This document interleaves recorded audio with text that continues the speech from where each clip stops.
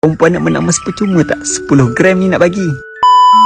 Tuan-puan yang menabur emas dengan Public Gold nak emas percuma tak daripada Public Gold? Bagi siapa yang belum tahu, sebenarnya Public Gold buat cabutan bertuah lucky draw setiap bulan bagi sesiapa yang subscribe auto debit setiap bulan. Tuan-puan nak menang emas percuma tak? 10 gram ni nak bagi. Jadi untuk tuan-puan yang belum subscribe auto debit, pembelian emas melalui akaun emas Gap Public Gold aktifkan sekarang. Bila mana tuan-puan aktif, tuan-puan berpeluang memenangi 10 gram emas Public Gold. Caranya tuan-puan aktifkan minimum RM200 melalui akaun Gap emas Public Gold. Dengan auto debit, tuan-puan boleh aktifkan auto debit selama setahun sehingga 5 tahun. Jadi tuan-puan tak perlu pening-pening lagi setiap bulan nak top up emas sebab dia dah auto debit. RM200 tu dia akan tukarkan kepada bentuk emas setiap bulan.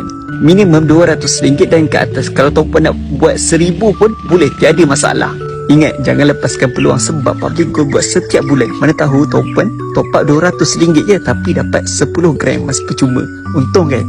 Jadi tuan-puan tak perlu pening-pening nak top up setiap bulan secara manual sebab tuan-puan dah subscribe auto debit setiap bulan minimum RM200. So, dapat satu, cek komen. Jangan lupa follow.